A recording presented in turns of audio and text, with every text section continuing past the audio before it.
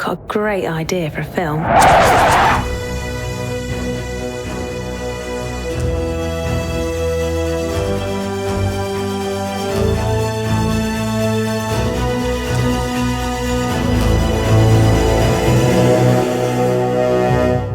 Hello, I'm Simon Jones from HitFilm.com here with Tom McLoughlin, who is the head of marketing here at FXhome. We're here to talk about the What's Your Idea trailer, which we released back in December to celebrate the launch of HitFilm 2, and talk a little bit about where the idea came from for the trailer and the process of going from pre-production and through post-production. So let's go from the start.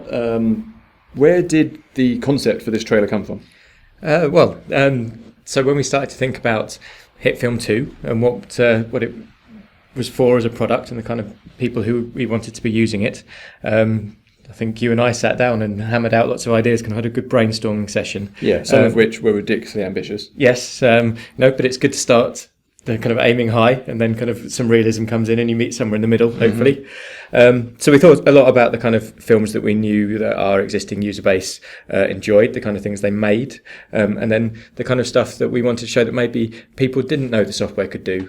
So the idea of creating a series of sequences that illustrated different features of the product, that was kind of the idea started to coalesce around that concept, and we wanted to give it a little bit of a narrative, but didn't want to make a short film. We did want to make a kind of something that was more like a commercial or a showcase of the product, because previously when we've done things, we have gone more down the kind of short film route, and whilst that's something that we love, we needed this film to do a slightly different job. Yes, yeah. And part of that was working with a more professional cast and crew than we have perhaps before, where previously we've maybe gone the really low budget, kind of run and gun kind of way. Whereas this time, as you can see on the screen here, we did full auditions, found a cast, found a crew, most of whom came through your contacts from your history in the industry. Yeah, my background was as a TV and film producer in advertising agencies before I moved back to Norwich, which is where I was originally from, to join the FXhome crew. I was lucky enough to have some good contacts and people who were willing to work with us. Our budgets weren't quite the same as kind of many kind of big commercial companies when it comes to making a TV ad or a cinema ad.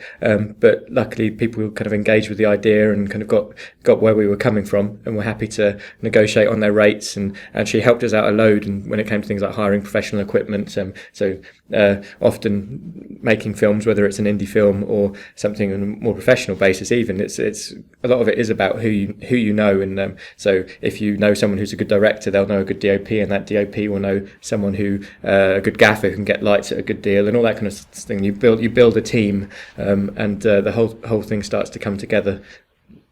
Yeah, so something I noticed from watching the auditions, which I wasn't present for the actual auditions, but you went down to London, met up with director Martin, and auditioned a whole load of people. And you can see some of the actors here who did end up being in the trailer. And while they're doing a good job for an audition, something that I notice about auditions is that it's so different to what you actually end up with in the final thing, and it's so abstract. You can see these guys were just having to work in this white space with a broom pretending to be a gun. Like, how on earth do you pick people based on such a kind of something that's so divorced from what the final product's going to be? It's actually quite unfair to the actors to kind of show the auditions, because it's an almost impossible situation. Generally, people, even if you possibly might have shared a script or a very vague outline of what you're looking for with a casting director or an agent, and most of the actors are coming in pretty cold, and you've got a couple of minutes. So in this situation, it was Martin and I were there, and we kind of talked them through the idea. One more time. You're getting the idea about here. I want you to get the idea here. Right there, okay. So I want you to be just walking and it stops you. I understand, yep. And then we're just kind of throwing things at them, saying, there's a helicopter flying overhead, react to it. Now you're a soldier, now you're doing this, now you're doing that. But really what you're doing is just looking for a little spark. And you're probably able to hear Martin's dulcet northern tones kind of throwing a few hints into the actors as they're going. And I think one of the key things is watching how they react to a bit of direction. So yeah, we had a longer prep time than perhaps we do on some of our previous work. And you can see that the storyboards do kind of reflect where the film ended up being, although there's obviously differences in that you can see the gender of some of the characters are different, and something with the the concept was to keep it kind of loose because we didn't know who we were going to be casting, we didn't know what the locations were going to be, so it kind of started off very, very broad and then focused in more and more. But yeah, I mean, actually, it was surprising when we look back now how close the finished piece is to the storyboards, because it's not always the way. But actually, kind of thinking about it, the fact that we were working on a fairly tight time frame and a tight budget meant that it was really important to get those storyboards right, so we had a realistic idea of what we could achieve.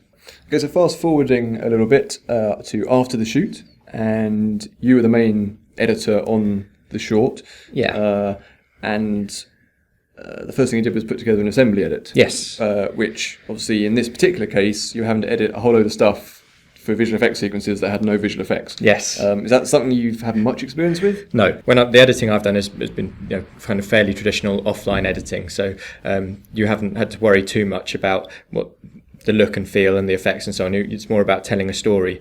Often when you're an editor on a project, you're just the editor, and you can be a bit detached from some of the material. But because I kind of produced the video alongside Emma Peter as well, kind of you feel a bit more engaged with some of the stuff, and there are shots that you want to include for different reasons. Yeah, and I guess because just across the office from you were the guys who had to do the visual effects, yes, you wanted to try and accommodate them a little bit as well. Exactly. So I think we agreed fairly early on that the best approach was to make it a fairly loose edit, and then as we did some visual effects work, we would tighten it up as we went along. There were a few things that we didn't really know how they were going to work, even as we were editing it. The UFO sequence, there was kind of a bit of a space in the middle, and we knew we had to kind of answer a question about how we got from the guys looking up into the sky to a UFO landing. Mm-hmm. So you can see in some of the really early cuts, like here we've got an assembly which is kind of half assembly, half animatic, where we've put in some really, really rough effects just to kind of block out the scene and the timing. On this particular part where the UFO first appears, the shots are different to the final version. We do this big pan up to the UFO, and then before you know it, it's landing. Yep. And I still love the panning up shot. I think it was a really nice concept. It just didn't work in terms of telling a story because there was a jump cut in the middle which didn't make any sense. Yeah, and sometimes with these things, it's not until you get to the edit that you suddenly realise that there's some continuity issues that you have to kind of work out.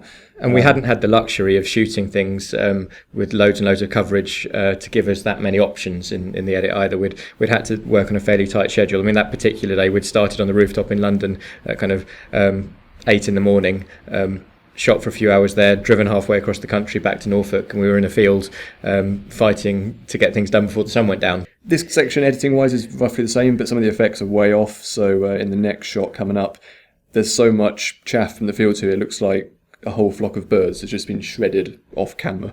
So that was me desperately trying to figure out exactly how much there should be, how fast should it be moving, and all this kind of thing.